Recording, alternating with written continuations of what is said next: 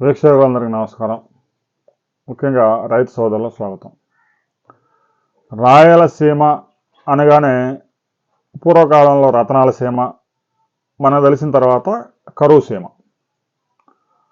రాయలసీమ ప్రాంతం నుంచి అనేక మంది ముఖ్యమంత్రులు వచ్చారు.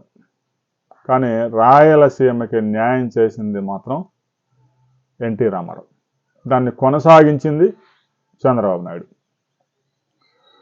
తెలుగు గంగ ప్రాజెక్టు శ్రీశైలం బ్యాక్వాటర్ నుంచి పోతిరెడ్డిపాడు నుంచి తెలుగు గంగ ప్రాజెక్టు డిజైన్ చేసి దానికి పెద్ద ఎత్తున నిధులు కేటాయించి కరువు ప్రాంతాలకు నీరు ఇవ్వడంతో పాటు చెన్నై నగరానికి కూడా 15 టీఎంసీల నీటిని తీసుకెళ్లిన ఘనత ఎన్టీ రామారావు దక్కింది. ఆ తర్వాత కాలంలో ఎన్టీ రామారావు సమయంలోనే చీఫ్ ఇంజనీర్ హనుమంతరావుతో అనంతపురంలోని అత్యంత కరువు ప్రాంతాలు, కర్నూలులోని కరువు ప్రాంతాలు, చిత్తూరులోని కరువు ప్రాంతాలకు కూడా నీటిని తరలించేందుకు అవకాశాలు పరిశీలించాలి అని ఆయన ఆదేశించినప్పుడు హంద్రీ నేవా ప్రాజెక్టు జీవం పోసుకుంది. సహజంగా లిఫ్ట్ ఇరిగేషన్ అంటే ఒక చోట లిఫ్ట్ చేసి పోస్తే కాలంలో నుంచి వెళ్ళిపోతూ ఉంటాయి. కానీ హంద్రీ నేవా ప్రాజెక్టులో దాదాపు 18 సార్లు లిఫ్ట్ చేసి మొలకల చెరువు మీదుగా మదనపల్లి దాటి కుప్పం వరకు నీటిని తీసుకెళ్లారు. పరమ సముద్రం వరకు దాదాపు 575 కిలోమీటర్ల పొడవైన కాలువ. భారతదేశంలో ఇలాంటి ప్రాజెక్ట్ ఎక్కడా లేదు.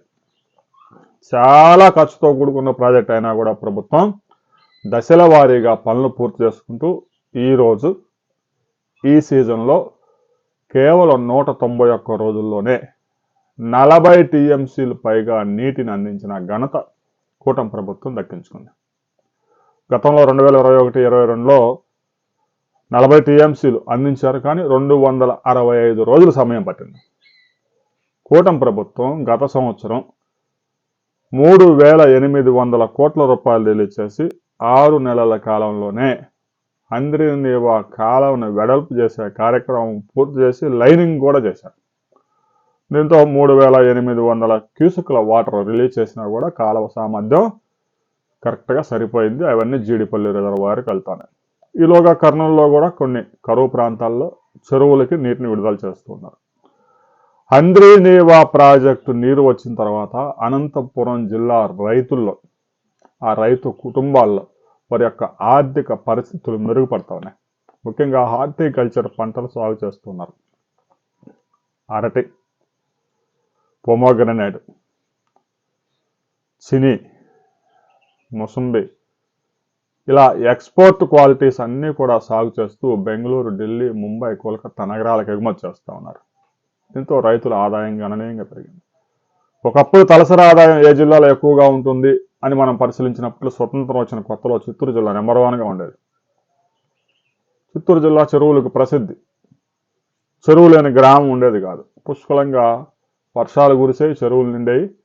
చెరుకు పంట పండించే వాళ్ళు మంచి ఆదాయం వచ్చేది. 50-60 సంవత్సరాల్లో సీను మొత్తం మారిపోయింది. తర్వాత కొంతకాలం ఉభయ గోదావరి జిల్లాలో తలసరి ఆదాయం ఎక్కువగా ఉండేది. 3 పంటలు పండేవి కాబట్టి. ప్రస్తుతం అనంతపురం జిల్లా రైతుల తలసరి ఆదాయం రాష్ట్రంలో అందరికంటే ఎక్కువగా ఉంది. దీనికి కారణం హంద్రీ నేవా ప్రాజెక్టు.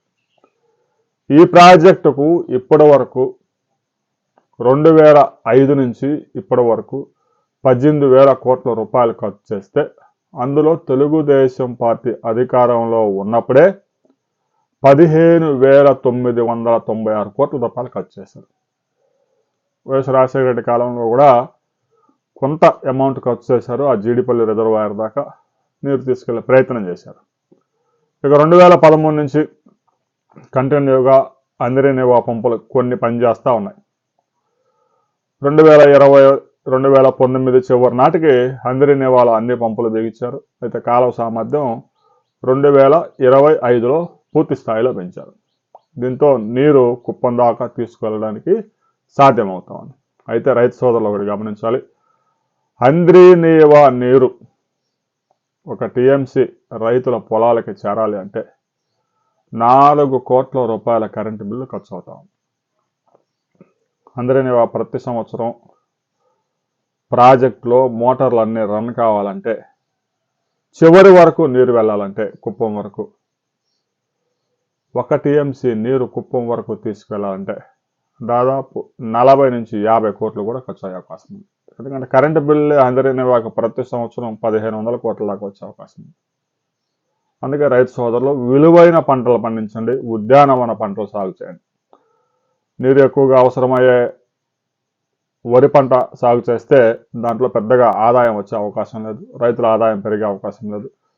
1 ఎకరాకి ప్రభుత్వం 50,000 నుంచి 60,000, 70,000 రూపాయల వరకు విద్యుత్ బిల్లుల కోసం ఖర్చు చేస్తామని.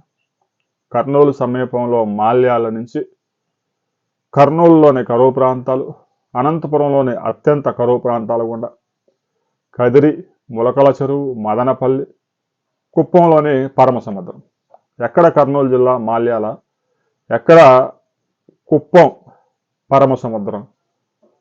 ఇక్కడి నుంచి అక్కడ దాకా కనీసం చూసుకుంటూ వెళ్ళాలన్నా కూడా ఒక మనిషికి 15 రోజుల సమయం పట్టే అవకాశం ఉంది.